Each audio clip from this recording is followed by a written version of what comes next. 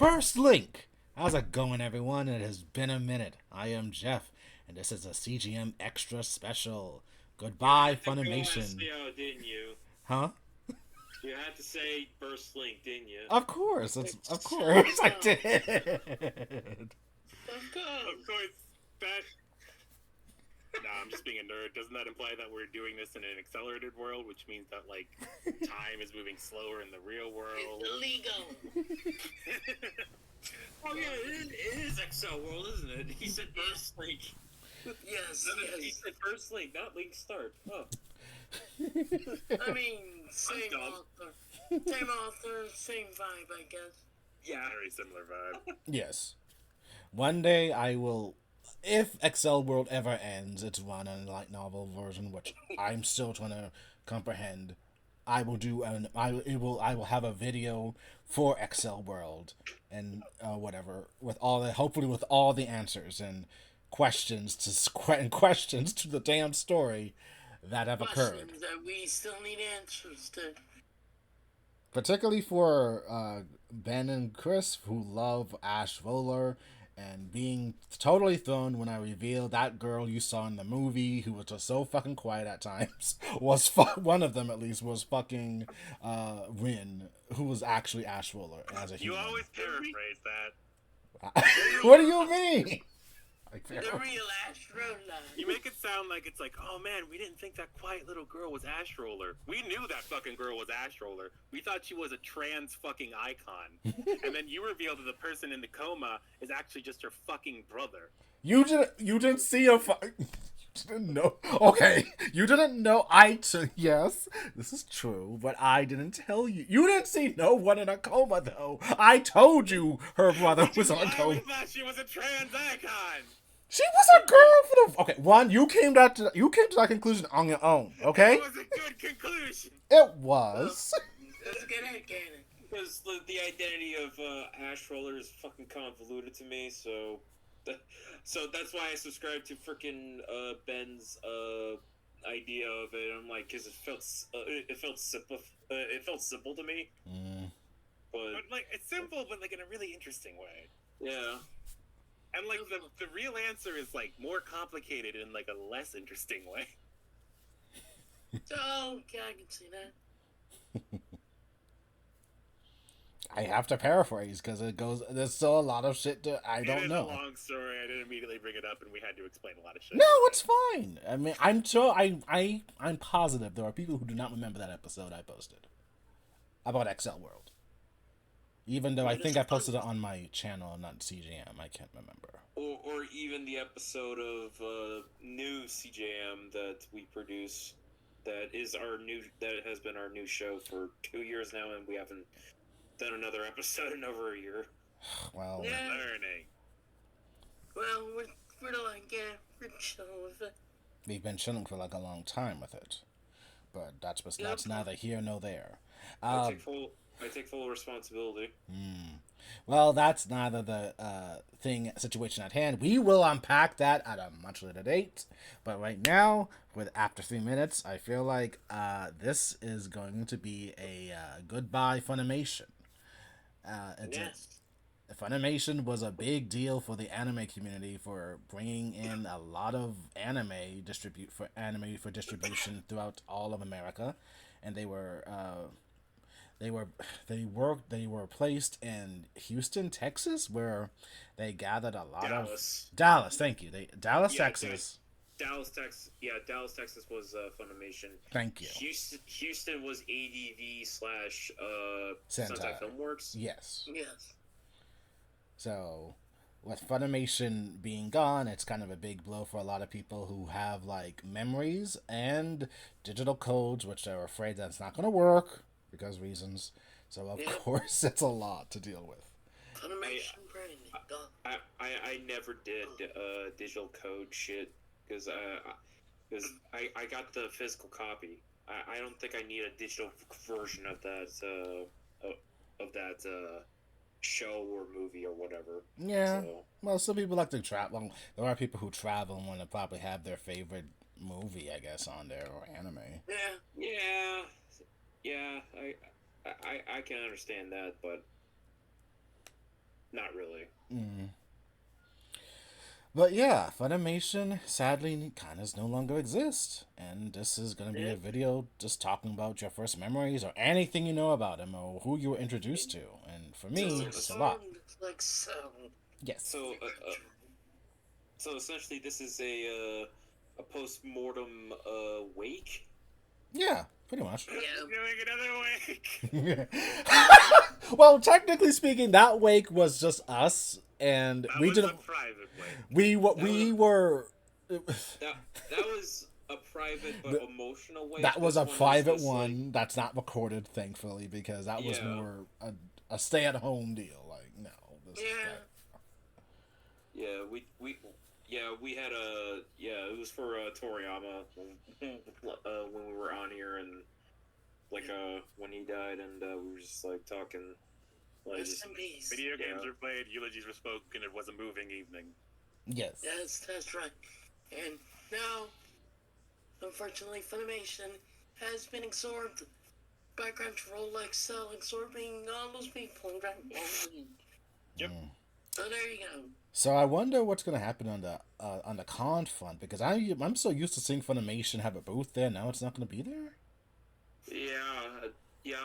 Like some in some conventions, like before the pandemic, I like all the conventions I went to, I always saw like a Funimation booth. Yeah. Like, well, specifically when I went to AWA, like there was a Funimation booth. Yeah. I know at Otakon they haven't had one in a while. Mm. I think it's been just Crunchyroll, obviously Discotech. Who is still fire, by the way? Thank you, Discotech, for holding it up for the Yeah, so other. I've been like buying a lot more Discotech. Oh yeah, Discotech, they're awesome. Yeah, thank you for distributing Kamen Rider, All that Or- tokusatsu and live action shit too. Thank or you. at least being one of the people to distribute Kamen Rider. So thank you, you guys are awesome. Uh, get the rights to Guyver like the old OVAs, please. Yes. It would be nice to finally own Out of Control. Yeah, Yeah. yeah, like get like a physical copy of Out of Control, maybe like a dub over it, like Yes, like yes. finally, Yeah. like that'd be pretty freaking sweet, and yeah, you know, like a whole bundle. Mm. Like now this went from like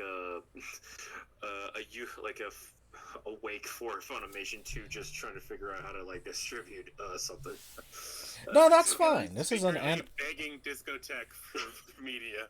dude. I have been begging. Discotech. I've been begging Discotech to. Well, I've always wanted. I always keep saying this. I want Discotech to find the rights to Mermaid Forest and Mermaid Scar OVAs. That would be cool. Yes, because that is. I believe that shit's lost media because that's some. Those two things maybe. Well, one of them is on YouTube for free, and it's still up. Yeah. So. Aren't they? Yeah. Wouldn't they technically go under Viz Viz? Media since they do most of the stuff by They- by Mermaid. Yeah. Go on. Rumiko Takahashi? Or no, wait, I just remembered Renee was distributed by Sentai. Never mind. Yeah. Yeah, I would thought the same thing too because of Ranma One Half, and I'm associated with Viz with Mumoko Takahashi or Inuyasha. Yeah, like because that's what I was thinking with Viz Media doing all that because they got Inuyasha and Rumma One Half. Yes. But sadly, that might not be the case. I think it just depends on who's able to get what and if it's going to be viable of promotion, I guess. Because I believe Viz Video is a little bit more, not to say that they're high end, but they kind of, they have their own way of doing things and shit. Mhm. Next to Aniplex, which is just fucking expensive too. Oh, Aniplex! Holy crap! Like, Yeah. like who owns their stuff? Like, Sony. no, I mean like who buys their stuff? Like, Oh, holy good crap! Like, who buys their DVDs? That expensive as hell, man. Rich otaku or people like us who have jobs and maintaining a lifestyle of Yeah. buying that shit. Rich talkers, people have jobs, I- and so Like $100 for a 13 season. I mean, not 13 season, 13 episode season. Get the fuck out of here. Like I said, better be made. Those discs better be made out of gold. Yes, I mean, for I mean, Unlimited Blade Works alone still costs $200 to buy. So Yeah. Get the fuck out of here, man. Like, I mean, it's That's high just end shit. They got stupid. the quality. They got quality shit there. Of course, it's gonna be expensive. Sadly enough. like, like, like that disc better be made of like full solid gold for it to be that expensive. It's gonna be Well, gold and it's gonna have. Or how the case, like, or what special features that are in that box set, like $200 for like a couple discs for like a certain amount of episodes. Get the fuck out of here, man. but that's Get neither out of here. here with that. Get out of here with that shit. Yes. Well, they do still own the rights to, sadly, one of Mike's favorite series, Bakano. Bakano, and they still haven't released that shit after all this time. And they have not brought it back out of print. So That's you need to either get the European version from eBay or bootleg versions, which I prefer. Or find them at a con randomly on your DVD section. That's like hidden. Or pay hundreds of dollars for legit DVD copy on Amazon, which is like $150, oof. or $100, depending. It's like the Guyver OVAs, where it's like $100 for like one volume of the DVD or something like that. Like, Yeah. or wait, Jeff, you bought the both volumes for like $100, didn't you? Well, it was all together. Yes, it cost like $90. Yeah, yeah. Yeah, so you have to look around. Ben, well, you were saying something. Sorry. Oh no, I was just saying I misinterpreted. It sounded like you were saying Sentai Filmworks bought the rights to Bakano and then just didn't release it at all. Oh no.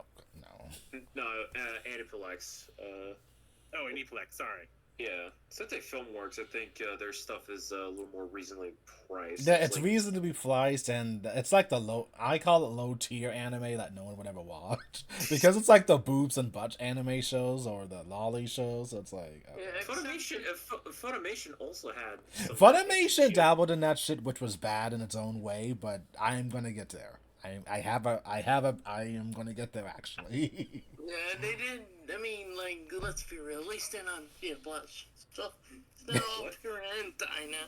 Oh wait, what? Media Blast. Oh yeah, they do hentai. I forgot. When they used to have, for grown captive. Last time I heard from Media Blasters is like I heard something that they're gonna distribute a couple of the Kamen Rider movies, like Zeto and J, which I haven't heard from since. It was like last year that I heard they're gonna do that, but I haven't kept up with any updates on that one. And yeah. Anything else?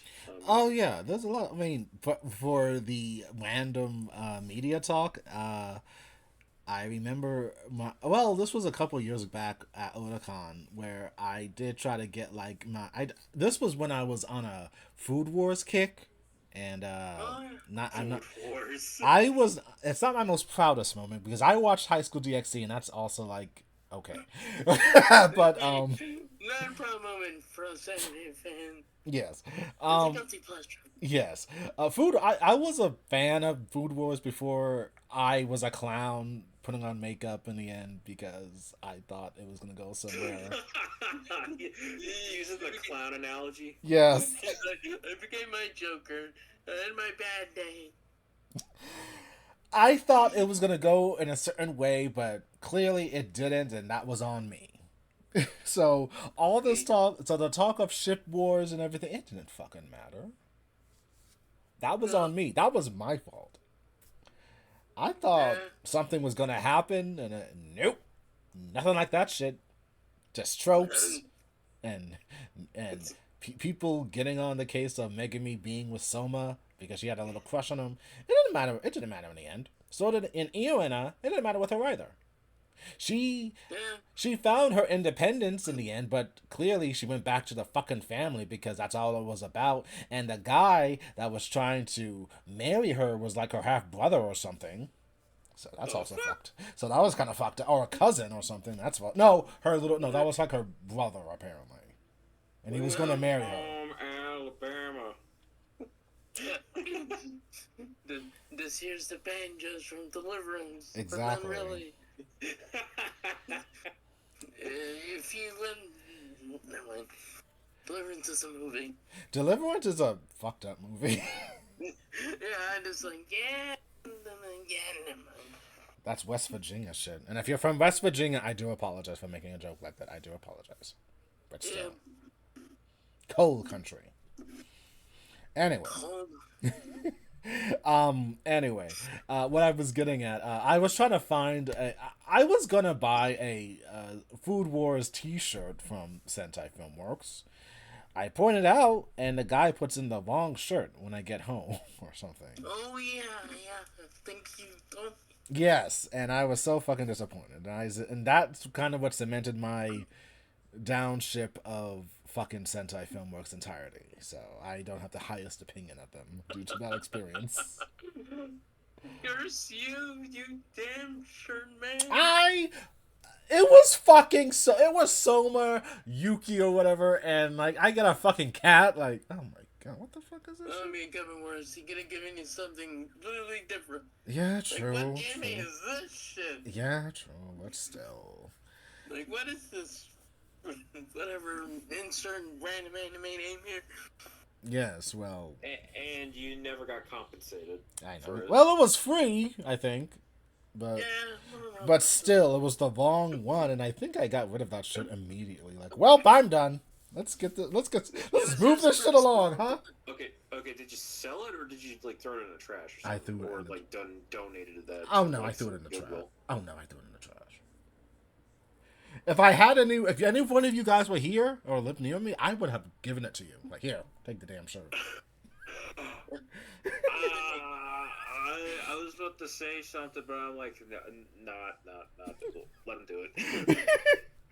I know I should have. I mean, honestly, if any of you guys were near me, I would have given you the shirt and called it a day. Then it was like, okay, at least I donated it to someone who likes it, I guess. But That would depend on the size of the shirt. it was extra large. It was like an extra large or something, large, extra large. That's good. That's Okay. So, and this is before. And actually, I should say this. This was before my big muscle kick and everything. So. Yeah. This is Yeah, before yeah, I got into working out, so. Yeah. But anyway, I'm so sorry. Funimation deal. Funimation did a lot for the anime community as a whole, because if anyone remembers, back in the day, Dragon Ball Z was on syndication, as in TV, before Toonami. I know that's hard to believe, but it is true. And that was Yeah. like Funimation was actually a distributor, not when they started with Dragon Ball Z, it was not with their in-house voice actors. It was actually just it was all recorded by Ocean. yeah, it was recorded by Ocean Studios, and because was it something related to Saban or something? Yes. Like I'm not. Fun and like a deal.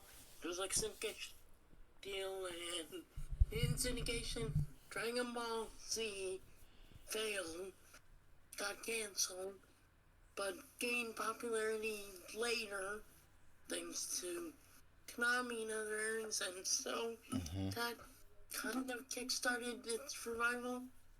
Yeah, and like it was just like when it was originally airing, it was like a 65 episode deal because that was like the normal business threshold for cartoons. Yes, and actually, Yeah.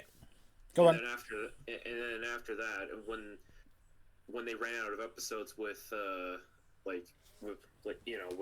episodes recorded, that's when we got the Funimation cast. Yeah. Yeah, which was a complete surprise for those who weren't in the know back then. I was surprised that some of the voices were different. I was shocked. Like, hey, what happened to Vegeta's cool? I am going to destroy everything. Gallant gunfire. Like my sister and I watched that, and I was just like, damn, what the fuck happened?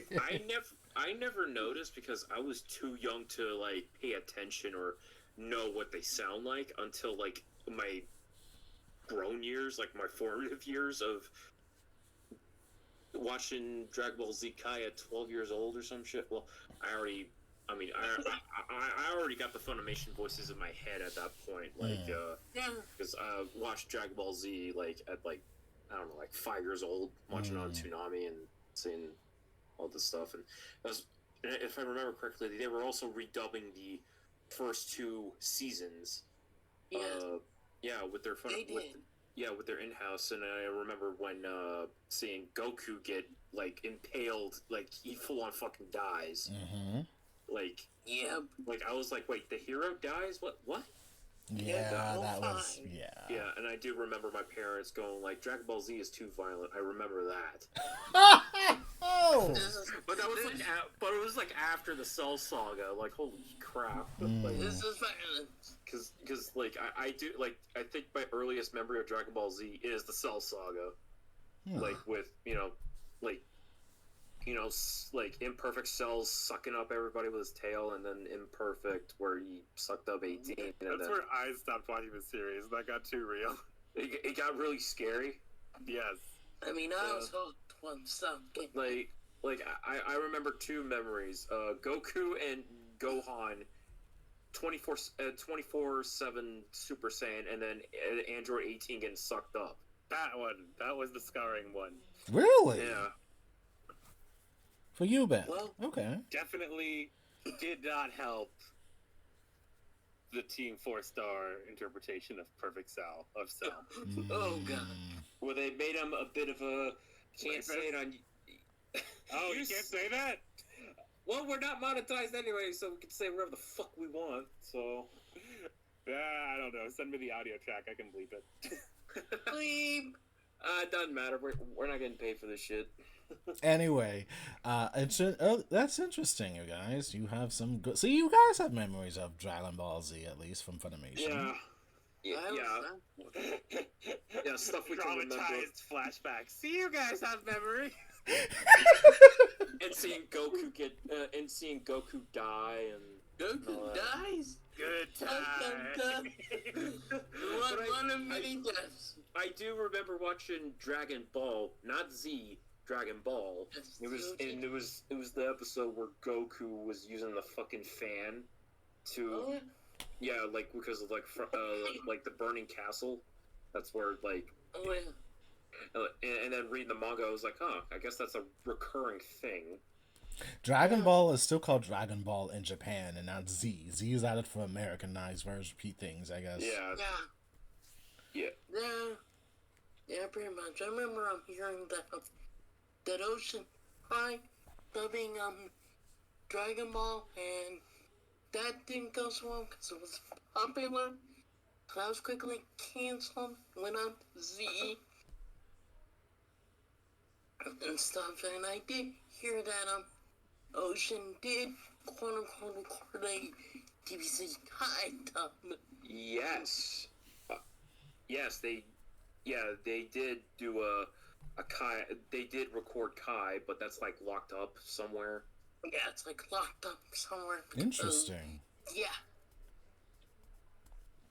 Yeah, it would be cool to like hear what that version is like. Yeah, because I heard some clips from season 3 Ocean Group, Android stuff and stuff.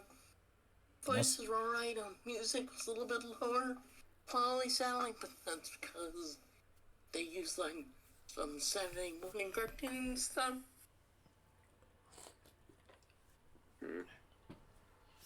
But yeah. Well, given the fact that, well, yeah. So Dragon Ball Z had a lot of things going for it, and I'm glad you guys were able to talk up about it and everything. And thank you for also bringing up the 65 episode deal, because I never knew that as a kid. I always wondered why we would never get anything else, and asking like older people who were older than me just talk about anime, like at a Sunco saying like there's a movie or whatever. I thought the movie was gonna come out because they said so, and it was a thing. So it was like a lot of touch and go for continuation of an anime that's outside your control and everything. Oh, Dragon Ball Z movies? No, well, for particular, I'm thinking about Sailor Moon because Sailor Moon went to the same deal, 65 episodes, which I had no clue. I knew there was more to the story, but they stopped. Ironically, Sailor Moon also stopped at a pinnacle point in the series of R, where you Yeah. discover where Serena will become queen in the future, and it always ended with her picture being shown on Prince Demand's screen or whatever of the sleeping queen of Crystal Tokyo, and it's Serena in the future. And I'm thinking, Yeah. oh my god, that's so awesome! She's gonna be queen! And it never continued. Yeah, because syndication deal. Yeah, yeah, syndication and Sailor Moon got canceled from like Yeah. all the history I looked up into. Yes. Yeah, And yeah. then it was revived thanks to Tsunami. Tsunami. Yeah, Tsunami saving. Anime left and right. Yeah, like reigniting, Dragon Ball Z and Sailor Moon fan. Ironically, well, yes, but you tell that to any Shonen fan, they will never acknowledge it because they just think Toonami was all about Dragon Ball Z, which, yeah, it is. But I mean, it was like the flagship. it was a flagship, but I gotta stand by Sailor Moon on this, but that's neither here nor there. So, I'm gonna be honest with you. As a kid, I never knew what Sailor Moon was. It was probably like before I was even cognizant of aware of what I was watching. don't worry about it. Don't worry. I'm It's still fine. reeling from the mention of Suncoast and the anime elders. It's true, yeah. I have not heard these words uttered in an age. Long time. I may be young, but I was young. I'm old enough to remember them. I don't know what a sunk coast is. All I knew of the rental places were Hollywood Video and Blockbuster. Mine wasn't a rental place. It was a place where you would go and buy anime, and eventually turned into FYE, or For Your Entertainment. Nice. Oh, nice. But I remember people who would hang out there and the things that their older siblings would say. And I was young. I may have been young, but I knew a hierarchy when I saw one. Yeah. Are FYE still a thing? I think a lot of them shut down. I don't know. Yeah. I think some of them- The other one at our mall shut down. Oh, that sucks. And the one in Boston went to go see movies that shut down. But Oh, they still yeah. exist on the internet at least.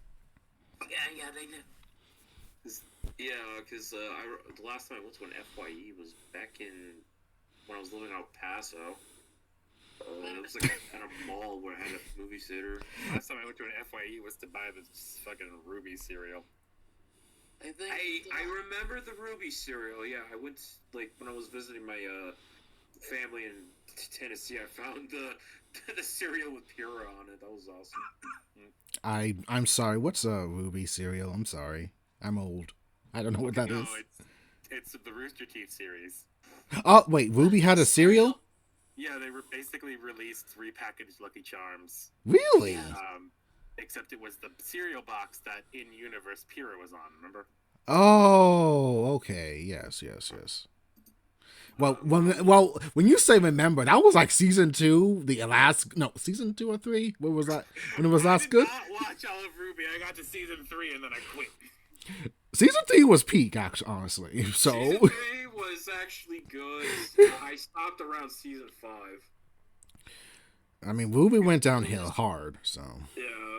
By the way, this is the cereal. Oh yeah, I remember that. Good time.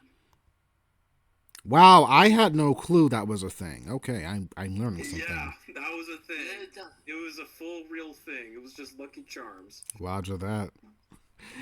Yeah. So so yeah, well, the Suncoast deal, well, they were just old, like an older person working there, giving the 411 to my mom, who was like buying like 1/1/2 for me and shit. And they heard something about there being like a Sailor Moon continuation, like in a movie, and I thought the movie was gonna come out, but it never did until years later. So again, it's one of those things. But To be fair, the anime elders that I was aware of were probably not the nicest. oh, that's why you said hierarchy. Oh yeah, no, I was saying that with disdain. There was disdain in my tone of voice. Roger that. The hierarchy of the Suncoast guys. Oh, where they just like stick up their butt, kind Someone's of. older brother. Fathers, brothers, nephews, cousins, former roommate. Yeah, that's twice removed. But as you can see, kids, or whoever's going to listen to this episode, anime has come a long way before it became mainstream. This shit was on the ground, okay? This shit was all on the ground, and you had to learn. You had to learn as you were going on and moving on with your anime love and everything in the 90s. So, Speaking of hierarchy. Yeah. yes, Yeah, Ben. like, I follow a YouTuber called the Happy Console Gamer, and and he talked about like how in his youth that when he was into anime, he had to like go to some guy to like get like these bootleg VHSs that are subtitled on like fan made subtitles. So yeah, but sometimes he would just watch it in Japanese. Doing the anyway. Lord's fucking work. Yes. Yeah, Yes. but yeah, he went and got VHSs of whatever anime that was imported. And they were very pricey at the time too, like $19 or $29.99 or How do $34. you think they pulled that off? It was due to the fact that I remember the person at Suncoast. I'm so yeah, that's going to be a thing tonight on Funimation. So we talk about Suncoast. That They had to have computers, right? Because I Yeah. cannot imagine someone Yes. manually adding fucking subtitles to film. You see it? Or like oh yeah, on the tapes, like on the actual tapes. Boggles the imagination. How do you do that? Especially back then, because you do not have like Adobe whatever, like or like whatever like software of editing like to add that shit in. No, you had to do something like if anyone's from that older generation that made fan subs on tapes, can you tell us how it was done back then? Yeah, especially because my tone has gone from one of disdain to one of incredible awe. Like incredible curiosity. Like now that we talk about it, like I'm actually genuinely curious how it was done back then. sorry, had to tell my mom or something. What's up? We were talking about anime subtitling, and Mike's posting pictures of old Suncoasts. And That's how the way it looked back in the day. And Sam Goody. Holy crap! I'm looking at this pictures and I'm like, that looks like fucking heaven. It was. This was a hangout place. It makes me depressed at how things are today, where everything's just online now, and you can't go to a place like this because they're all being phased out forcibly. Unfortunately, Barnes and Noble's hanging on. Yeah. Oh yeah. it's holding on, but you know. Rolling on. But Yeah, most that's what- of it is due to college textbooks. Oh my. But yeah. But I do have like a DVD shop like in town, and it's awesome. And but it's nothing like this. Like this in this image, like Yeah. there's like the 50% off here in this image. I don't know if anybody's seen it on Jeff's like OBS, but where's this? Where is this? Yeah, 2009. Yeah, because I remember like when I used to go to Suncoast, they would have like old shows, old movies, park cable there, stuff like that. Mm-hmm. Stuff that you fine, but still like it was just magical going to the shop and just finding stuff. Yes. Yes. Nowadays, you got Amazon, Which Amazon? Don't get me wrong. You like an Amazon, but you know, it's like you miss going out and seeing this shit. Yeah. To be fair, I guess I'm bringing more levity to this and being more jokey because I do have alternatives. I have half-price books. I have Barnes and Noble. That you do. I know of a lot of different ways to get back to this kind of thing. So my bad if I'm being a little bit no, insensitive. You're not being insensitive. no, because There are places. Yes, Yeah. there's always Not moms as and pop many as we shops used to think somewhere. of. So Yeah, like yeah, having like yeah, there's also a couple places where I live where like one's in a like a DVD shop where, and I love how it cuts promos on Netflix going like here's some titles that Netflix doesn't have. And I'm like, oh, okay, nice. Nice. And because there's some cool stuff like yeah, like their anime section is not that huge. It's just like one shelf, but there's a lot of cool shows like where I got the whole collection of Friday the 13th. Well, it's actually 1 through 8, but yeah, but it was a lot of cool stuff over there. There's even like video games in the back. So yeah. well, to steer this back on track, I am so Oh sorry. yeah. Oh yeah. We went on a tangent. We're sorry, ladies and gents and indies. It's cool. Yes. So back to wow, oh, man, I love this shit. I'm telling you, Suncoast was it, and Sam Just Goody. figured out what NB means. Huh? I just figured out what NB means. What does it mean? Non-binary. Cool. It's the letter N and then a letter B. Anytime anyone said that, I would always spell it out in my head, ENBY, and I'm like, what the fuck does that mean? Okay, sorry about that. What's up? I'm glad you figured it out for yourself, Benny. Well, Oh, Funimation. We were talking about that. Yes. Yeah, Funimation did a lot, especially for the well at the start. Dragon Ball Z got a new dub. Sean Schemmel, Chris Sabat, some two actresses from Canada still voicing Bulma and Gohan. And not Sean Schemmel, Steve State. What's his name? The one that plays Sonny Krillin. Straight. Sonny Strait. Yes, because he is 58 now after 30 years. Oh shit, he is a boomer. Oh, he's pushing 60. Damn. Yeah, he is pushing 60. He's got kids just like Eric Vale. The Gen Xers are aging, man. It's wow. I do find it cool that Sonny Straight's a comic artist. Yes, he is. Yes, I see it. and Funimation introduced us to a load. Yes, Chris, you're gonna say something. Sorry. I was, no, I wasn't. You sure? Okay. But yeah, Funimation has done a lot for the anime community, especially if you remember the bare bones of at the time, like 1999, 2000, new millennium and shit. Dragon Ball Z became a household name, of course, due to Toonami, and it sold like hotcakes. First on VHS through Funimation, then the DVD boom hit, and it was a big thing with DVDs, and I feel so old when I say that now too, because I have seen the beginning of the end of all this old technology that's so long use. I mean, when it's like, I want to buy this anime series, it's like, what do you need? Oh, you need like 25 VHS tapes. It's Yes. Or 6 DVDs. Yeah. Oh my god.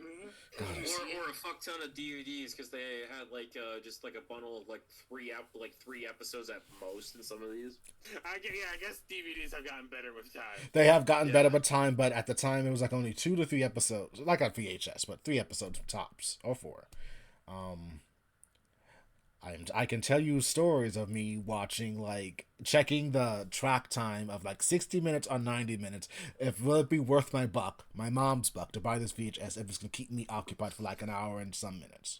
So Just having to rewind back the tape and watch this episode over and over again. yeah, pretty much. I'm telling you, that was so fun watching anime like that. It was so fun for me or anyone else. That's just VHSs in general. Like, you only got a couple episodes. And you just rewatch them over and over again. Yeah, you gotta make it work, dude. Yeah, just like okay, you better love those episodes because those are the only ones you have. Yes. Man, I'm telling you, when I rented oh god, I'm so sorry, I'm going on one minded tangent. When I first went to Hollywood Video for the first time as like a middle schooler or 6th grade, I saw this was my first actual anime that really cemented my love for anime. I rented Tenchimuyo, the first movie, and that shit changed my world. And then after that, I rented Ranma fucking One Half, and of course, that also cemented my love of watching different thing from Japan, dub and all, because there was no such thing as, do you like the dub or the sub? Because we didn't have no internet back then much, so it didn't really matter. Nobody cared. No one cared back then. You can just watch it in Japanese or dubbed. It was fine. Yeah, unless you were Do you like the dub or do you like the sub? I like whichever one I can get my hands on. Now hand it over. Yes, because you didn't. Sometimes you had to actually read to see if it's subbed or dubbed. So yeah, I didn't care. As long as I had the anime in my hands, I was not fucking complaining. I think one of my first Japanese ones I actually watched was Project Eiko on VHS in Japanese. Nice. But anyway, if you remember Funimation from back then, they were also branching into other licenses of anime, right? So you had like your Blue Gender, which was like it was like like a space alien thing. Like it was From what I Starship from what Troopers. I heard, Yes. It was just Starship Troopers minus the political satire. Yes, exactly. And that had like Laura Bailey. I was introduced to Laura Bailey through that, and Eric Vale before he was Trunks, because I think there was a period where you didn't hear him until he came in as Trunks during the post Frieza saga, which was big. So Yeah. I started studying up on VAs a little bit back then and saying, okay, I know I've heard this voice before. I wonder what they do. And then kind of putting in my mind bank, as it were, like, okay, these people only work for Funimation because I've never heard them in any of the other anime I'm aware of that's outside Funimation's purview. Like Viz Media and ADV, which was still kicking at the time. RIP ADV Films, you will be missed. Which is funny because some of those licenses from ADV would later go to Funimation. Yeah, some of them. Some. Yeah. Not all. So some of them went to Funimation, some of them were to go to Sentai Filmworks, which is basically the spiritual successor of ADV. But, yes, which... sorry for the tangent. No. This is good. We need to fill in the air. It's cool.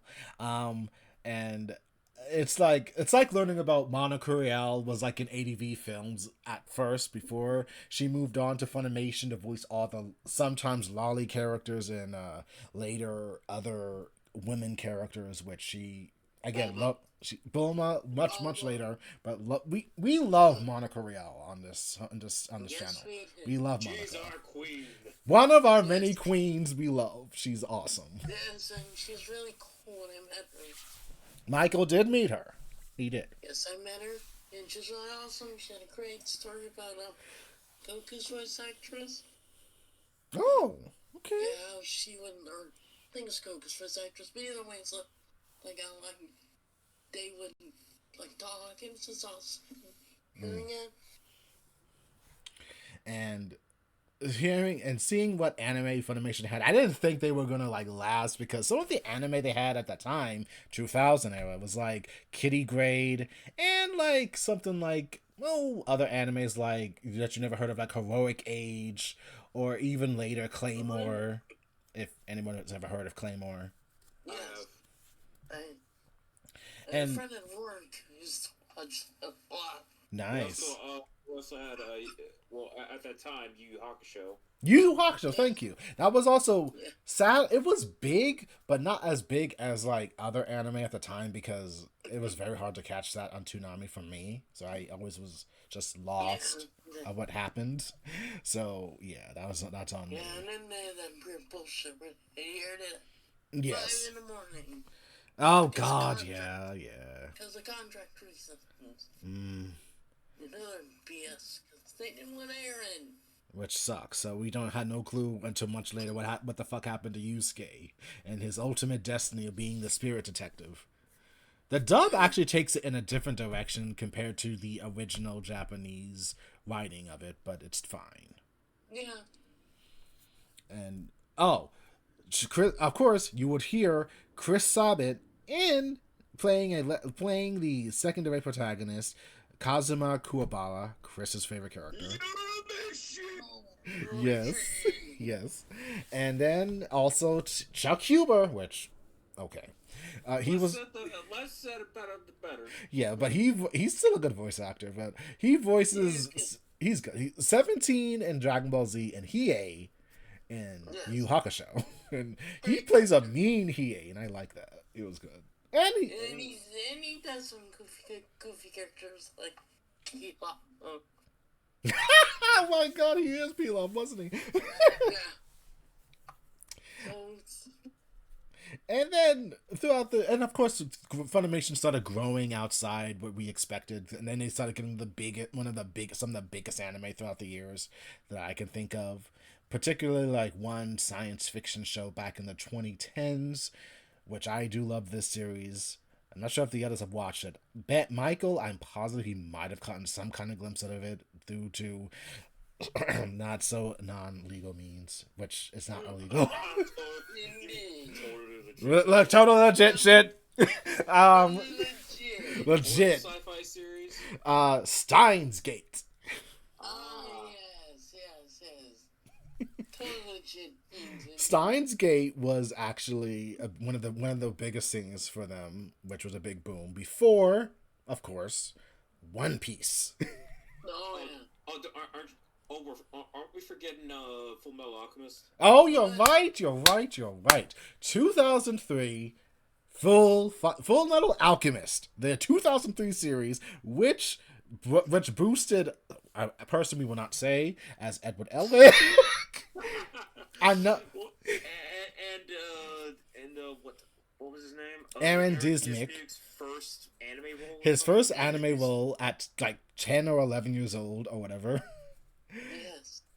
And from what I understand through the backlogs, not backlogs, through the grapevine of watching commentaries on the DVDs, they had sometimes Colleen and some of the others who were like voice directors had to tell them, okay, if you do this for a bit, you can play some Xbox for like 35 minutes or whatever. Just have him play some Halo in the background. Yes. I don't know what specific game he played, but I'm just saying Halo as an example. Yes. I mean, hey, Then again, that's an M-rated game. I don't know if like adults would allow it. Maybe it'd be cool for the parents. But sorry for the tangent. No, it's fine. But that's what they had to do to get him to do something because he was a kid. So I mean, he was.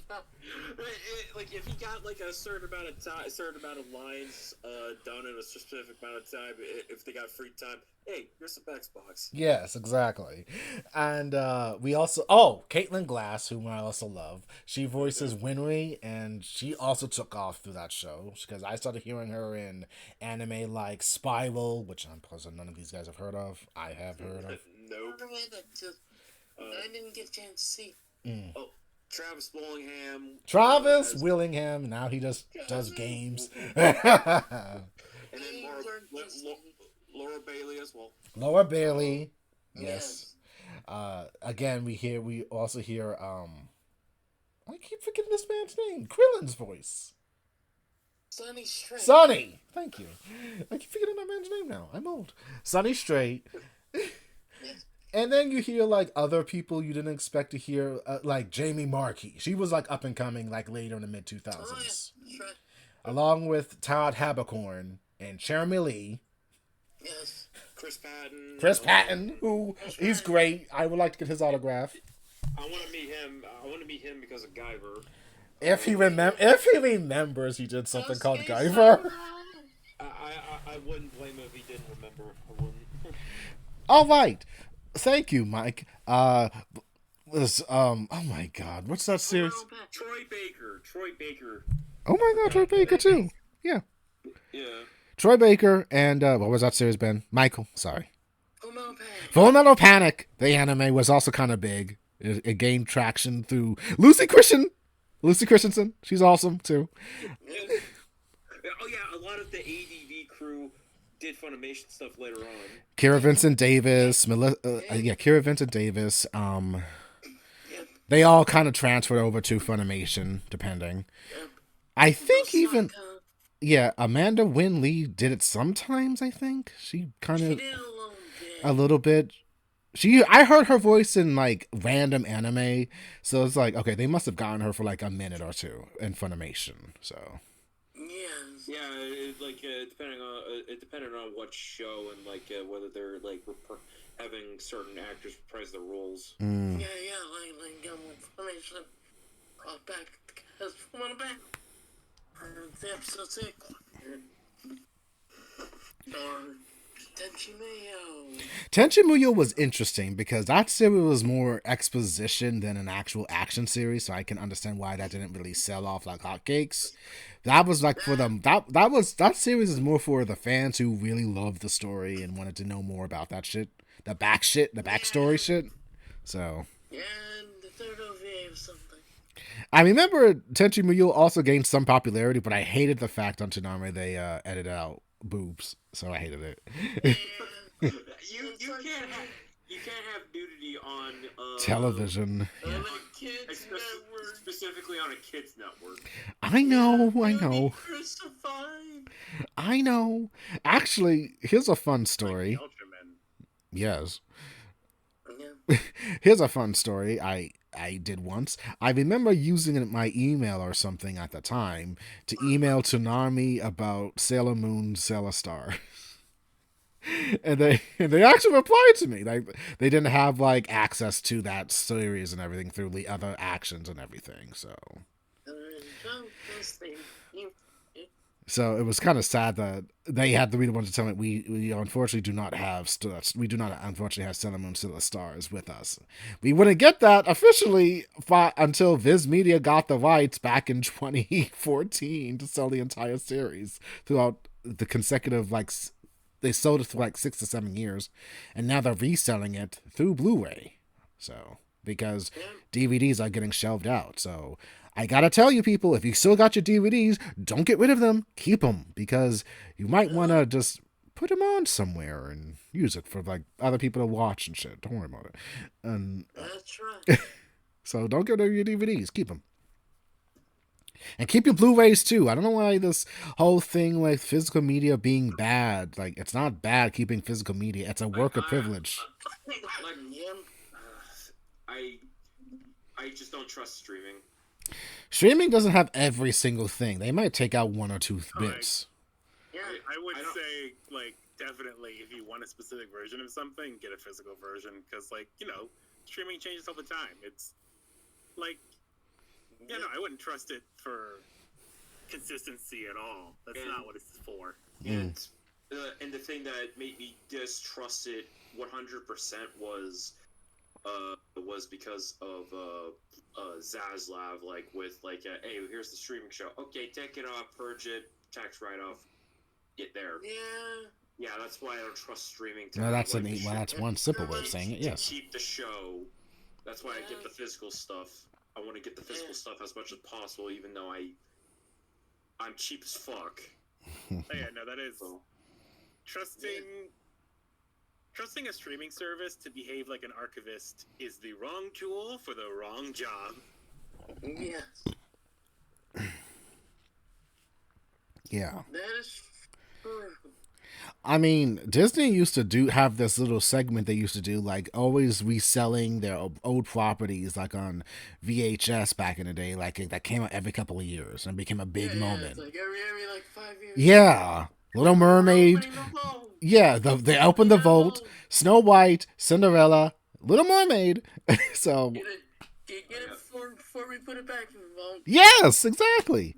You would think that streaming would get rid of the vault? No. They still have it. Of course. They're gonna keep it as long as possible. Hopefully. So, yeah. Funimation had a lot of with the growing popularity of anime came the VAs, and with the VAs, they were connected to the characters that people really would love a lot. And then came the con circuit which was big, because sometimes you would want to get the autographs because they voice your favorite characters, and this can be from any of the animes mentioned, kind of. And or some more than others, but if you knew smaller anime that was linked to Funimation, you could bring it up to them and hopefully they would remember. I remember when I met Josh Greeley, who was more in the and I'm a nerd, I kept a year map of when I heard them. in my head. He came along around the mid 2000 Funimation era when he was just playing like male characters, and now it seems he's stuck on male main protagonist character. Just, Hmm? It's Jesse James Grail. Oh, thank you. They changed their name like a while ago. Oh, thank you for telling me. Thank you. Yes, I met them a couple of years ago, with Mike at Otakon, and I mentioned to them about an anime that no one really heard of. It's a smaller anime called Kaze no Stigma, right? I had a friend recommend me that show. I've actually watched a few episodes. It's actually good, but sadly, it doesn't. Sadly, it just ends abruptly after. Yeah, because the author died. Yeah. And I actually talked to them about the character they voiced and everything. The one of the Bijou little brother. He was great, and we talked about it for a couple of minutes and everything. And he said, "Yeah, it was so disappointing finding out that the creator died and not continuing the story because I was so invested with what was going to happen." And it was a good time talking to him about talking to them about it. Got them to sign Grand Prix picture. Yes, Dragon Ball Super. Yep. Jesse James Graham voices the Grand Prix. The father of the angels. Yes, father of the angels. Because everyone was getting armament. I said, you know what? I'm gonna get something to. That's not. Oh yeah, and JJ also voiced a lot of protagonists at yes, Funimation. He does. He voices all the protagonists. They did Data Live and was the replacement voice actor for High School DxD, and what else? What else did they voice? He voices Kenichi. Didn't they do Kenichi? Yes. Yeah, Mighty Kenichi anime. The karate. Yeah, he voiced that character. They voiced that character. Yes. And I think I remember using their voice when I was playing Ultimate Tenkaichi Dragon Ball Z one time. They must have been a character. I can't. I mean, you heard a lot of the Funny Crew in a Dragon Ball episode or twice or something. So yeah, like either an episode of the show or in one of the video games where they do like some other scenario outside the main plot. They were also in Lion Barrel, an anime I'm currently watching that came out in 2010, and that anime is something. Mecha anime. It's a mecha anime, yes. Lion Barrel. That character is insufferable. That main character is insufferable. I cannot stand him. But That means this is the show that the creators did. It was like the manga that the creators did before they did the Ultraman manga. Oh, sorry. No, it's fine. I was like, why does Line Bearer sound so familiar? Oh yeah, that's the mecha anime that the creators of that did Ultraman. The anime like the manga that the Netflix show is based on. Nice. Yeah. That's why Ultraman looks more like Iron Man. Thanks to them. Well, then again, I don't know why the Ultraman in that show look like Iron Man. I'll have to look up something, or I don't know. Well, while Chris is doing that, I'm not doing anything. Dude, you could have saved face. It's fine. I might as well just be honest about the shit. Okay. But yeah, a lot of introductions to the VAs that we all have grown to respect and like, and through all intents and purposes. Yeah. Cal Haybear, Alexis Lee, Alexis Tipton. Yes. Troy Baker was from. Troy Baker was from Funimation for a bit, and then he started Funimation. Yes. Okay. And then through Full Metal Alchemist and throughout the years, we got like other animes. We got some FMA movies, which became big. But at the time, before we got Brotherhood in the 2010s, which became a big thing for them, for Funimation gaining the license to distribute that in America. Science Gate, like I mentioned. Oh, and of course, I can't believe I forgot this one. Fairy Tale, which is also big for you shonen fanboys and girls. Always gotta call them out. Hey, I'm sorry. Hey, a spade's a spade. You can't change that shit. But especially when you always cut promos. I'm not gonna go there. anyway, I did like Fairy Tale back in the day before things had changed for me. I did like it. Lucy Heartfilia, my heart, still good. But kind of oversaturated. She got oversaturated with the sexy outfits. Like, why you gotta do that? Why you gotta do that? Always gotta get sex though. Gotta get sex up these secondary characters, dude. Come on, you don't gotta sex them up with the big boobs and the nice legs.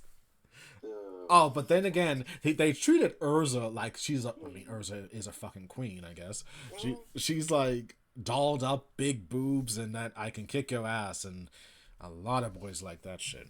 So,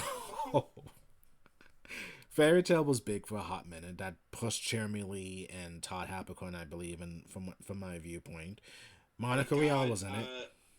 When I met them, I got a double whammy of both of them on the same sheet, even though I never watched Fairy Tale. Nice. I did it because they were both in the same show. Nice.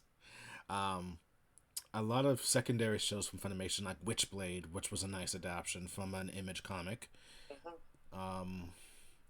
Panty and Stocking, which was a big... I remember one time at Otakon, Panty and Stocking just came out, and they were like the strippers of cosplayers as Panty and Stocking doing the striptease thing of the pole.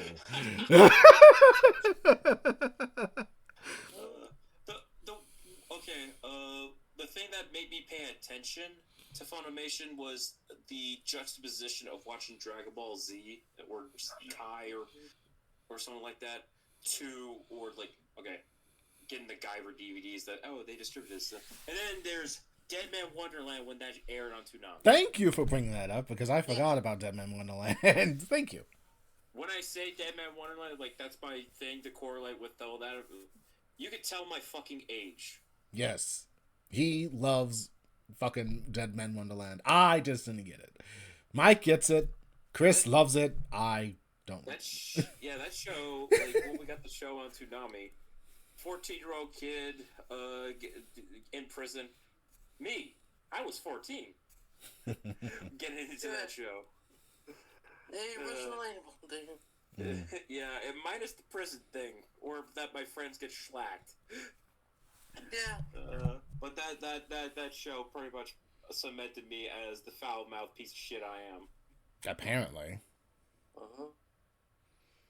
But yes, Dead Man Wonderland was also dubbed by Funimation, and you heard like all the usual suspects that you can imagine on that show. Greg Ayers, Monaco Rial. Thank you, Greg Ayers, because he also did Negama, which was kind of big at the time in there back in the day. He was also ADV alumni. He was. Yeah.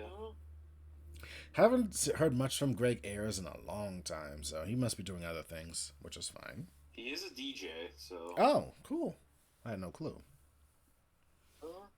Other animes I can think of, which I'm just looking at my DVDs right now from one of my spots. Air. It's a visual novel turned anime that Funimation or ADV ADV distributed that, but then it went to Funimation, who distributed the movie, I guess, or something. I don't know. But it's part of their $10 under $20 deal or something DVDs. Their save catalog. Yes, I got that shit. Yeah. Air's the one with where they had bigger eyes than normal. Yeah, it's like part of the Clannad universe, if as it were. They had ginormous ass. They're not that ginormous, but big eyes, big head. Yes. Yes. Yeah, we're talking about Clamp. Can we talk about the noodle arms? Yeah, noodle. Clamp. There's nothing wrong with noodle arms because Clamp does that shit beautifully. Oh, Jesus. Actually, Funimation distributed Tsubasa Chronicles and Holic, my two loves, and I love them for it. Um, that also had Colleen Clinkinbeard, who voiced Yuko Ichihara, who I have imprinted on immensely, to Ben's utter annoyance that I'm always being philosophical and talking in a wistful, longing manner of being philosophical. And the others too. They hate it when I'm all philosophical. Um, You start to sound like a pretentious ass. well, that is part of my personality, and true. That is one of my personality traits. And we love you for that. Thank you. There's also an anime called Black Jack. I have not watched it in 20 years. And Darker Than Black, apparently. I have. Yes, what's so funny? What Ben posted? Like, their legs are longer than their fucking torso. Okay, Ben, yes, you made your point. Yes, long limbs. Yes, yes. To hear what you were saying, you were just saying something passive aggressive, and I'm just sort of like, I know how to fix it. No, you'll get your ass. Okay, you went. You're right. You're right. I'm gonna give you that. You're right. I got nothing. You're right. No, you're right, because I do see like art people in the comments being like, no, these look really great in still images in the manga, and the moment they start moving around, it's the most horrifying thing you've ever seen. They were going for a different art style for Holic. Yeah. That might have to do more with the animators than the actual artist, but whatever. Or just the style doesn't translate well to. Yeah, The pretty much. style at the time. Yes, yes. Darker Than Black I'm was out a of grants here. huh? Oh, just the way he said that reminded me of 8-Bit Theater. Oh well, oh cool. What, me? Yeah. I was aping off Abe Simpson.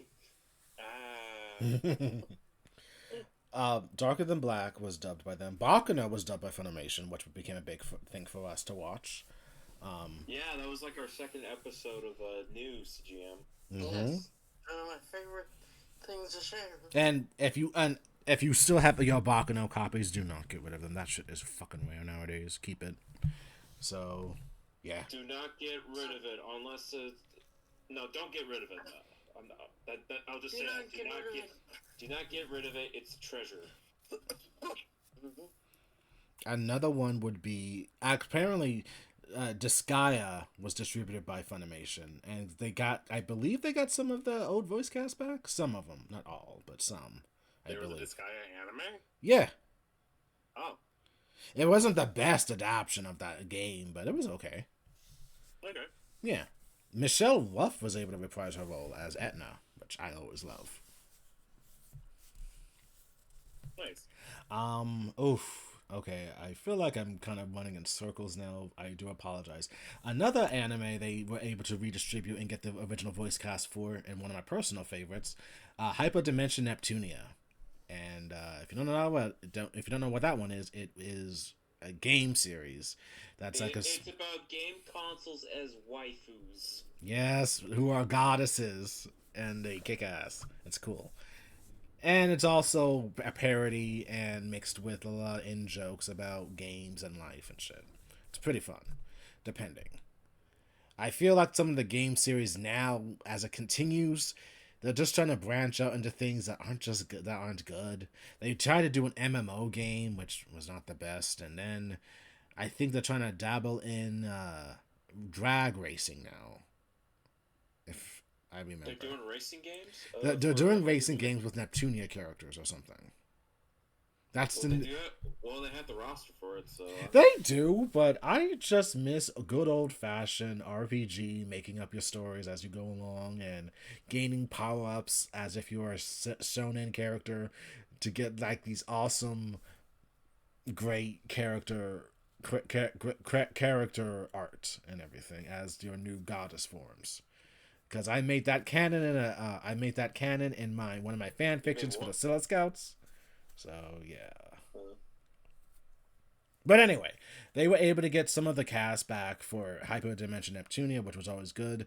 So I heard like Stephanie Shea, I believe Christina V. She was able to reprise her role as Compa. Kate Higgins sadly did not come back to voice Iffy or IF, but they did get someone who sounded just like her from the Funimation crew, which was awesome. So they do a lot of picking and choosing. And oh, Vash the Stampede show, I believe the movie. Anyone? Anyone remember that? Oh, Trigun. Yeah, Trigun, that thing. The movie appeared on Toonami. I can almost remember the name. Something about a canyon. Maybe the Valley of Death or something. Badlands Rumble. Okay, I was totally fucking wrong. If I remember correctly, I actually did watch that movie, like when it aired on Toonami.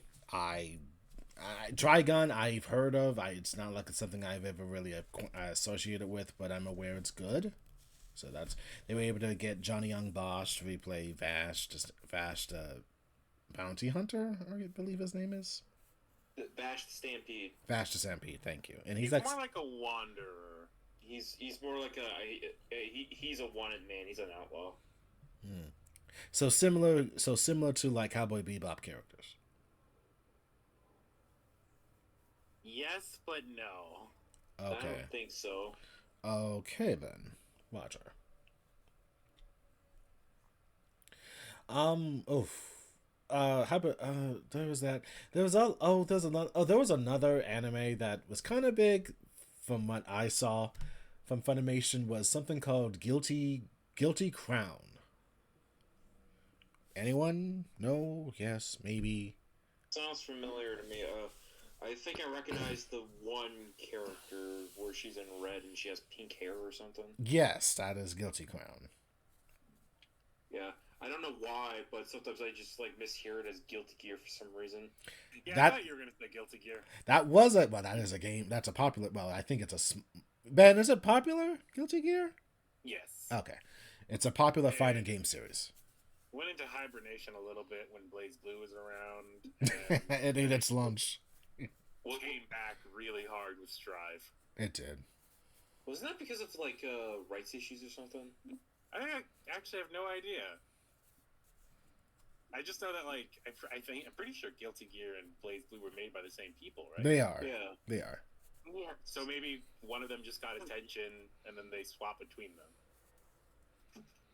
Like, to be fair, when Blaze Blue came out, and you could be totally right. I have no idea about any of this. But the one thing I do know is that when Blaze Blue came out, I think there were, like, 6 Guilty Gear games. So maybe Blaze Blue was the kind of like, we've been doing Guilty Gear for a long time. Maybe we just do something else for a bit. Because I know that Guilty Gear's been around since PS1 era. Yeah. Yeah. Yes. So we got Guilty Crown that was distributed by Funimation. We also got an anime called Haganai, which is like what's it called? Slice of life anime, kind of borderlining on a harem anime, which was my jam back in the day. Sadly enough, I'm ashamed that I was a hardcore weeb in the mid 2010s. I was kind of going through something. I was kind of a bastard back then, so. And we gave you shit for that. I wasn't the best, Jeff. I'll say that much. You've grown up. You've grown up. Yes. Yes, I think we all have. We all have. Yes, we all have grown up from then. Our initial era of being on Twitter and shit. Yeah. Yeah, us just trolling each other. Yeah. Trolling the shit out of each other. It was fun back then. It was a lot more bigger, more or less. Yeah. I barely remember any of it, but God, I was funny back then. You're still funny now. Yay! One of us. One of us. None of us, indeed. Also, the joke I was going to make was like, yeah, I was into harem anime. I mean, like, you have the Tenchi Muyo fucking... Oh, God. Honor and Host Club gateway drug. It's kind of hard not to go down a path. Of harem anime. You watch those two and you're like, man, this genre must be good, right? Yeah, well, yes. It was kind of healthy. Well, not healthy, but it was, like, good. So... I'm not into harem anime because it's all the same damn tropes. It is. Yeah. Actually, Funimation did Owen Host Club, which was big in the day, and people still love it. That's like a reverse role kind of harem thing, where it's like the female getting all the male, getting all the male attention, traditionally a lot of the harem anime I've seen or just aware of is just man, women after him. And actually, the joke that I was making was that most people's first interactions with harem anime, at least that I'm aware of, was either Tenchi Muyo or on Host Club, which are two animes that actually a lot of people like, even if they don't like harems. So the joke is like you see those two and you're like, oh, this genre must be good, and then you are mistaken. the harem anime is it's a long road. It's a long, treacherous road. Back then, it was as oversaturated as the isekai genre is now. Yeah. Which breaks my heart because I love isekai. Which a lot of the tropes from the harem is still in the isekai shit. Depending, but yes, you're right. You're not wrong. Depending. And now, yes. So harem anime never went away. Nope, it just changed form.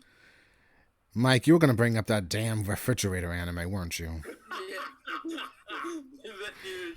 Just now, we have one who borrows Kirby's ability. What the fucking vending machine? Dude, we gotta make a distributor of cola. Oh my goodness. Wait a minute. Did Pro ZD make an anime? Hmm? That was a deep joke. I'll explain it after the video is done. What? He said something. Proto D? Bruins. Pro ZD is a YouTuber, I think. He's Googling. also a as well. Yes. But yes, I know what you're talking about. Yay! One person got it. Roger. They make skits on YouTube. One of their skits is about a harem anime where it's a woman and a bunch of appliances. Oh, goodness. I could make a dirty joke right now, but I'm gonna refrain. Okay. That's something. Okay, then. But harem anime has always been a thing, and now isekai's been oversaturated, and it's sad. But it's still good, and, well, depend what anime you're watching, at least. Another small anime no one's heard of was The Legend of the Legendary Heroes. Legend, the legendary heroes. It's Oxymoron! Redundant of redundancy. Yes, like The Legend of the Legendary Heroes. Legends of legendary. It's so legendary it has to be a legend. Yes. It's twice legendary. Probably That's beat why it's Halo. legendary. It's so legendary it beat Halo 2 on legendary without dying once. The anime actually has... Freaking possible. I actually like The Legend of Legendary Heroes, but there was more to the story, but they never really did continue that story after like the initial 24 episodes ended. So it's kind of sad. It just open-ended for me. I have to try to find a way to read the manga or whatever to see the real deal what happened. But I thought it was good. It's like cheesy at points, but what really caught me was like the second ending theme song. And it was called Filament of Light. And yes, I am a hardcore anime nerd to know all this information because half these guys didn't know what a character song was, and I had to explain that shit. I know what a character song is. It's called a leitmotif. And or an image song where it's like either the voice actor from like the seiyu's just like singing. Yes, and that's great. They don't do that anymore. It's very hard to find that shit nowadays, sadly. Yeah, it's kind of sad. I hate the fact that themes are kind of getting phased out. That sucks. Especially here in America. Oh, that dude. Okay, Ben. Yeah. Him. Got it. Yes, Rosie. He's still around though? I thought he moved on to like voice acting roles. I mean, he does voice acting, but he still has his YouTube gig. Okay. They'll occasionally release a song. Okay, he was that dude. Okay, Ben. Got it. Wait, doesn't he also play the detective dude with the mustache? Which one? No, in his YouTube sorts or whatever. Yeah. He had someone who was always kind of like all his Had a mustache and a monocle. Yes, him. Yeah. That wasn't a detective. That was like a. If I'm remembering the correct skit, that played less like a detective and more like a character from a Trail series where it's a bunch of and it's a long ass RPG. Wow, I can believe that. Not to spoil anything, but in the skits, he's the character that's in your party that eventually betrays you. Of course. Oh, God. And you use trails. God damn it. I mean, with a monocle and mustache, I mean, it's obvious. Like mustache twirling. Now that's cutting promos. If only the God, I'm trying to do the voice, but I'm not Pro ZD. If only this world was as beautiful as me. No, not even remotely close, but kind of the mustache twirler voice. But like, Yes. if you were a professional voice actor and could do really, really, really good work. Exactly. Oh wait, the harem. Wait, okay, the harem anime where everyone but the protagonist is sentient furniture. Okay, I'm saying the vending machine ripped off Pro ZD. That's what I'm saying. it probably did in Japan. It probably I did. mean, Japan, they're like, yes, we must thank our vending machine god. The thing, Japan likes to fetishize a lot of shit though. So I mean, yeah, That's an understatement. there's some interesting things. they have a lot of interesting tastes, especially with those damn lollies. But I ain't gonna get into that shit. Let's not get into the lolly shit. That's awful. Yes, it is. Yeah. Dude, they sell fucking used underwear in vending machines. That's fucking weird. Did they do that shit in Akihabara? I don't know. Will not be surprised. I mean, I wish that we had their technology with the vending machine getting food from a vending machine. Good food, good hot food. Like shit, that's like a meal right there. Nice. I need some curry, baby. Not that might not be the most healthiest thing, of course, but No. I would to go to. Yeah, I would just love to go to Japan just to check out their manga shops and shit. we all would like to check out something like the game sections and what they have, all those character figurines, arcades. Definitely buying old like Super Sentai merch Fuck for yeah. cheap. Fuck yeah. Oh my god, I can just see you two with your transformation. We just get the Kamen Rider belts. Oh my god. I'm gonna be honest. No, I straight up at MomoCon. There's this one dude. I think we're friends now. I don't want to like put the cart before the horse, but they definitely were concerned about my well-being over the curse of COVID. They sell Kamen Rider merch like legit in the U.S. And the first time they show up at MomoCon, I definitely saw two people who I know at the convention buy the fucking belts, see each other have the belts at the convention, and I just start posing. It was magnificent. I know two belts I want to... No, maybe three belts I want to get. It's OG Kamen Rider, and there's Kamen Rider Black, and then Ryuki. Those are the three belts I want. I bought the... God, what is it called? I don't know. The gun one from Kamen Rider 01. I bought it on eBay. But I like the idea that maybe if I go to Japan, I could find a secondhand store where I can get them for like a tenth of the price. Mm-hmm. And then buy a bunch of them and then shove them into my carry-on instead of my clothing because they're more important than clothing. Of course. And then take them home with me. Maybe give some to friends. So pretty much Chris and Ben are tokusatsu heads and they love tokusatsu and they got me involved in it, sadly enough. I mean, I liked Power Rangers when I was a kid, and then I realized that as an adult I can buy Power Ranger toys and no one can stop me. So that's where I'm at. I'm using my adult money to buy these things and you can't stop me, damn it. You can't. Power Rangers and money on my Also, if we ever go to Japan and find find some toys, I'm totally getting a morph from Aba Ranger because Dino Thunder's awesome.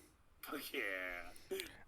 I'll leave the I'll leave the henshin sequences to these two. I would just buy CDs and whatever I can find because that would seem awesome. Um, we got derailed again. I'm so sorry. We're supposed to be talking about Funimation. And we are. We're having a good time. Yeah. A certain magical index is a series I enjoy, and a certain scientific railgun, which is a spin-off to that, and and that accelerator show, which is a spin-off of that. And I do enjoy those series. It had a big course throughout whenever they were able to get their hands on it. And the last season came out in 2017 that is dubbed, and I still enjoy it. And sadly enough, I don't think there has been no new updates of they're ever going to do a certain magical index season 4. And if it does happen, I hopefully they're able to get some of the now defunct Funimation VAs or the VAs in general that were associated with that show to reprise their roles as the characters. Oh boy, but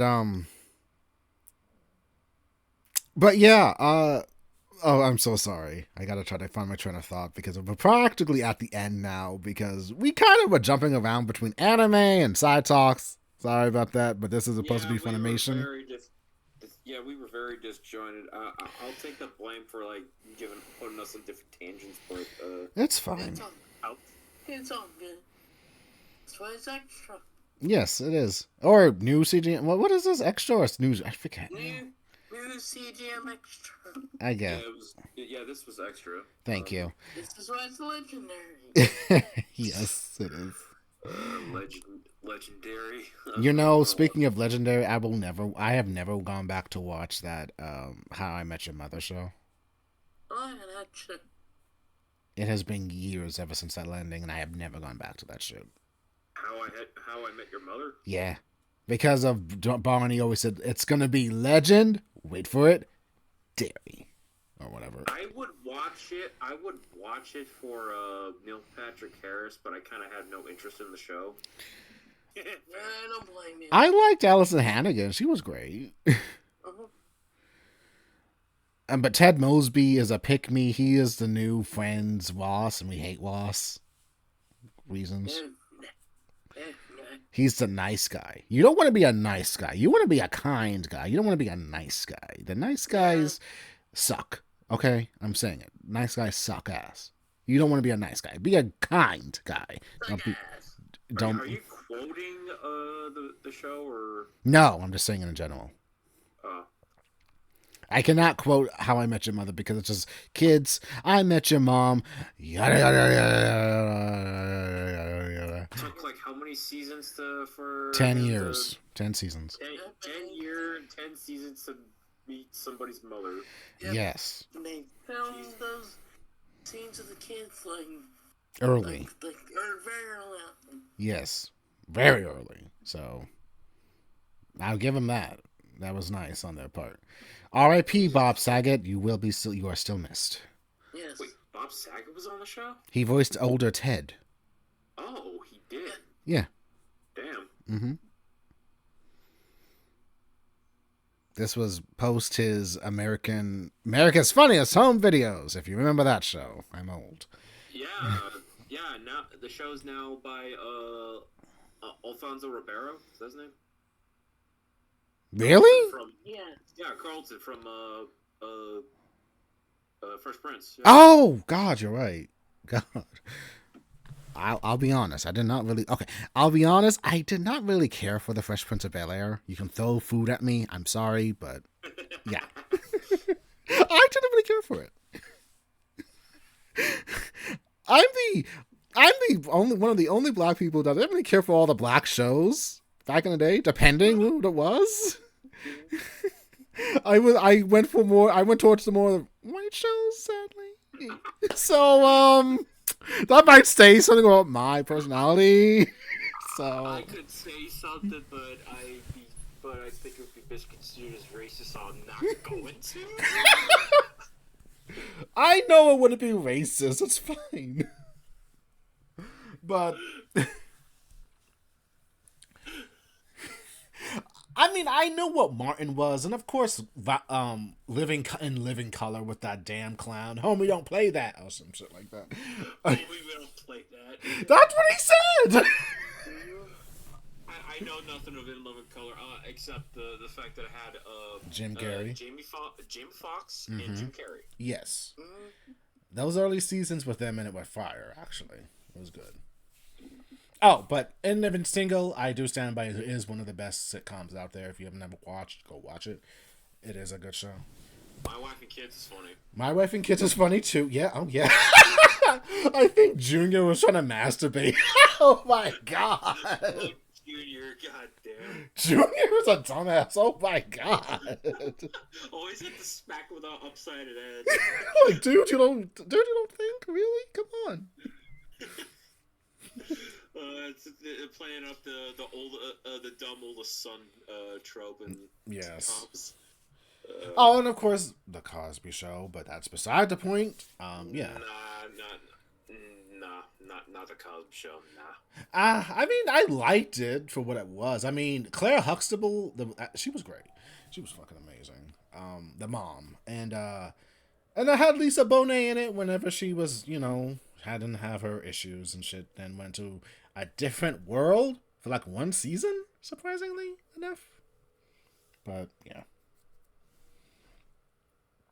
But we're not talking about 90s nostalgia much. We're talking about Funimation, so sorry for the tangent. We're not talking sitcoms, we're talking anime. Yes. But since we're coming till and close to Funimation talking, I guess, it's just rather bittersweet and sad. Ultimately sad, because it has been through so much, and everyone, I remember back in the 2015 when it got bought out by Sony, everyone was like worried, all the fans were worried about, oh my god, what's gonna happen to our anime and shit. Some VAs actually had to come out and just say just take out fires so no random rumors would start up and whatever. Pretty much damage control. Yeah, we weren't even paid for that shit. I wish they were. They were doing the Lord's work, calming down a bunch of fucking nerds. That like to overreact like it's the end of the fucking world. Like, yeah, people like to overreact, and that's how they talk normally. Hyperbole. Hyperbole. Hyperbole. The internet's most normal language. I am going to die if they have this woman as this character. If we're not hyperbolic, we die. Fucking stupid. Yes. And I'm not being hyperbolic when that's fucking stupid. It is stupid. That is objectively stupid. Yes. But yeah, when Sony bought out Funimation and... I'm sorry for interrupting. Calm your tits. Yeah, pretty much. Seriously. The moral of the story. Calm your tits. Yes, it ain't the end of the world. This is not going to affect you in any way because, one, you're going to still use your money to pay for this shit. Yeah, don't call out things when you're still... don't proclaim you're not going to do anything when you still do it. I'm gonna stop fucking watching Crunchyroll. No, you're not. Still uses it. Yeah, you can still use the damn thing. Shit. I mean, that's one of the only ones to use besides that high dive thing, I think. Yeah. Yeah, that sucks. Like a majority of your one thing is just the one place, even though a bunch of animes on other services. I mean, you can always watch retro anime on your television if you got the station. I know I do. The what station? Well, it's on my Samsung TV. Oh. The Retro Anime Network. The Retro Anime Retro. Yeah. Oh, did you have the app? Yeah. Oh, that. Okay. Yeah.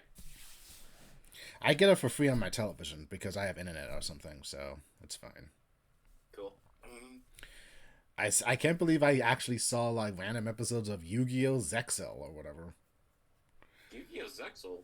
It's that series that takes place after fucking Yu-Gi-Oh! Motorcycle anime. Was it 5D? Yeah, I know what you're talking about. That was on when I was in high school. God, I'm old. That should then that basically means I was an adult, having an adult job.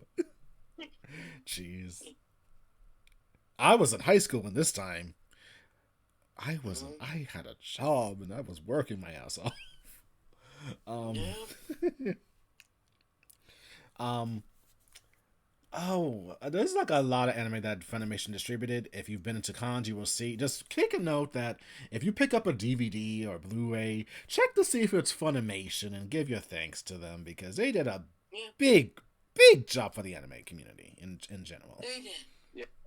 Yeah, they like redistributing certain anime that's been out of print for years. Yes. Yeah. Yeah, that's cool, and yeah, just distributing a lot of cool stuff. Black Butler was it was popular for the time, and it's gonna be popular again. Something they did Blaze Blue anime, which was okay actually. Not a lot of people like that one. Yeah, well, I mean, you just played a damn game. Despite what Death Battle and Goddess bless if they are able to continue their. We're going on this tangent, are we? Shut up! Shut up! I gotta get my words out, damn it! I got feelings. Look, I wish the best for Death Battle if they're going on the out, but if they're able to maintain this whole thing and everything, they have such they have such not so great information that was just fucking hype. Some characters did not need to win, but they won out of fucking spite, out of the fucking people who just say, well, if this data says this and everything, it doesn't fucking make sense. And they fucked up Chun-Li versus Mai Shiranui because we all know Chun-Li is a better martial arts trainer compared to Mai. She would rather be with Andy. And I like Fatal Fury and all that shit. It's great. I'm just thinking about the made up Cletus members of the Bogart family. If you watch the SNK film, which sucks on live action. Oh yeah, the King of Fighters film I forced these fellas to watch. Oh yeah. Yeah, they made Terry Bogard. Terry Bogard he does not have like the sleeveless look. He's played by David Leitch, who's a very famous director now. We made a joke. He's Cletus. Or something like that, but Ben made a funnier one because he thought it was a character from the show Eureka, and he made like a Photoshop of that, making him look like Terry, and I thought that was cool. That was a fun day. Yes. Fun time. So that day we added two members of the Bogart family. So wait, who played the guy you're talking about? Terry Bogard. He was played by David Leitch. Who? I mistook him for Colin Ferguson. I don't know how or why I did that. That's what happened. Two white guys. They kind of do look alike. A little bit. I can see that. So yeah. Anyway, Death Battle, Goddess bless, whatever. They'll be fine, hopefully. Whatever they decide to do. They're doing Saber versus Urza, or Urza versus Saber, which I have feelings for because it's like, if you give this fucking winter Urza Scarlet, you fucking assholes, this will be the final nail in the coffin that I should not trust you. I'm surprised you still watched it. I don't watch it like that. I mean, I might have caught one instance where Beerus destroyed Sailor Galaxia for some odd reason. Just want to make no fucking sense because My God, do something. I mean, and people calling Sailor Galaxia a Karen because you don't call Galaxia a fucking Karen. You don't call her a Karen. She is above. I am telling you. Sailor Galaxia is above Karenhood. She has the energy of a Karen a little bit, but she can back that shit up with facts. It's Supreme Karen. So, I have issue that all the fucking fans are saying, oh, she's a Karen and everything. You fucking freaks. Whatever. Galaxia Karen. Or the Naruto fans getting upset that Toph beat their precious Gaara boy or something. I don't know. Oh yeah. Well, Gara controls sand, but Toph controls everything Earth related. Like she's a metal bender. Yes. She's Toph. the first. She is the first metal bender, which was until her impossible. Mm. Yeah, I mean, I like Avatar, but I'm not like a deep fan of it. But yes, this is true. I mean, I have issues with Katara, but that's a different story altogether. So, um, what did they call in that episode? Cry bending. I don't cry bend. What does that mean? I can't believe they said that. Oh, God. Cry bending. I think they made fun of that on that recap play thing. Yes, yes, that's a fun episode. That episode was fucking hilarious. where it made fun of the plant, like how people preserve the perceive these characters. Aang was a girl with fairy feet or whatever. I'm not a girl. You're not Aang. That was like that's kind of a thing where like female actresses can do boy voices Yes. or something like that.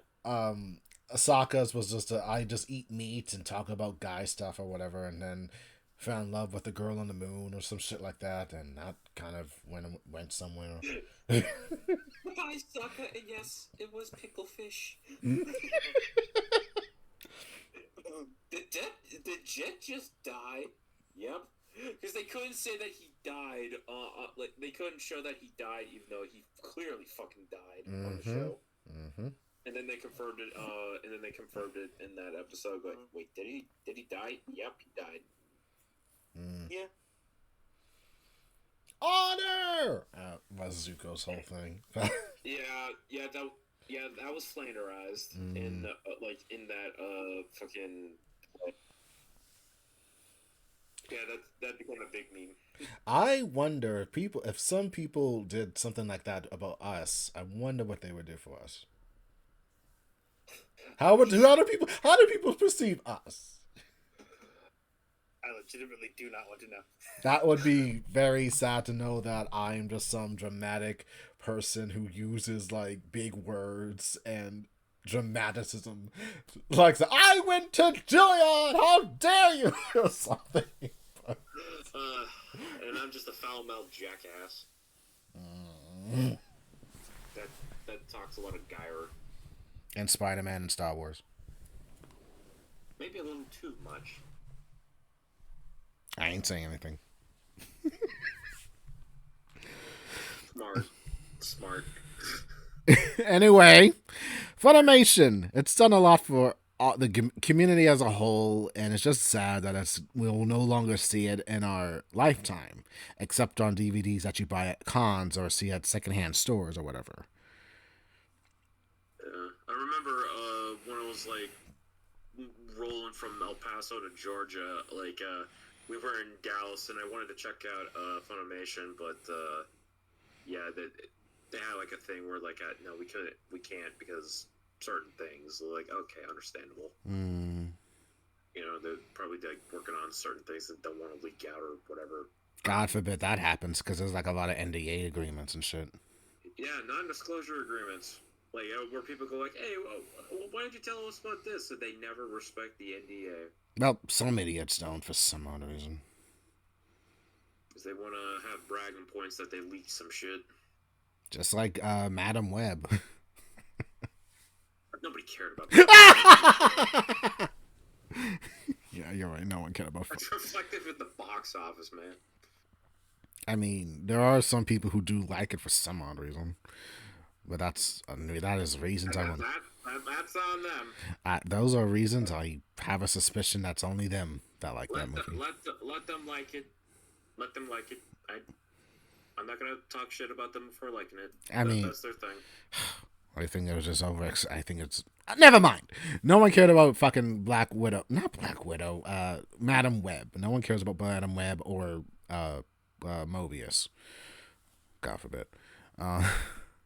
So it will be it's a sad day knowing that Funimation is no longer with us, but we have their legacy of anything we have seen from them, and here are all the voice actors that you know of from Funimation. They got their start, and I've seen a lot of VAs do like personal like dedications to Funimation on their like TikTok channels, like YouTube channels. Like I got my Right. start here and shit. I mean, a lot of with a lot of the VAs now, that was like the start of their career. Yes. I wonder where Alejandro got his start from. I do not remember. I think Funimation. Huh. Maybe I knew about him when he was doing Let's Play channels, Let's Play videos before Actually, before he became a professional voice actor. He did like internet voice acting here and there, and then now he's a professional now. yeah, he's the new voice of Akihiko on Persona Yeah. 3. Yeah, it's so crazy. Like, cause I discovered him when I was 15, and now he's a star. So, Yeah. and I gotta meet him and just to let him know I knew about you when you did those videos. So, yeah, it'd be cool to like meet him. And I think maybe he's I think he's chill. Yeah. Huh? I think he's a What? chill guy. Maybe we should get him. Maybe we should talk to him for an interview. I don't know. Uh, I mean, I feel like his schedule is very busy with other things, but hopefully. Yeah. But yeah, a lot of them got their start at Funimation, and now it's just no more. And now we got Crunchyroll, which I got Yeah, no. Crunchyroll's now Funimation. Like pretty much everything Funimation labeled is now under Crunchyroll. And you can still buy physical media from them, so they still have that. Wherever new anime comes out, will eventually be distributed through them. Just Yeah, it's gonna have their label. but then again, I do miss that previous anime shop though. When was it? I can't believe it. I just forgot about it. It was like it was an anime all day store shop before Crunchyroll took them down. Oh, Right Stuff. Right Stuff. God damn it, Right Stuff. Yeah, I subscribed to them just like to see what stuff they got. And now, yeah, They were great. Yeah, I wish Right Stuff didn't go away. I mean, they had a lot of shit that no one else had at Amazon, so it's like, oh, I need that. I want this. This is the only way I can find an actual Fate Stay Night shirt. Ha ha ha, or whatever. But that's beside the point. But since this is the end, anyone have any final thoughts or words for Funimation? Yes, no, maybe. Thank you, Funimation, for my journey into being an anime fan. Yeah. Thank you, Funimation, for all the memories, Dragon Ball Z, and yeah, it was a blast. Ben? Thanks.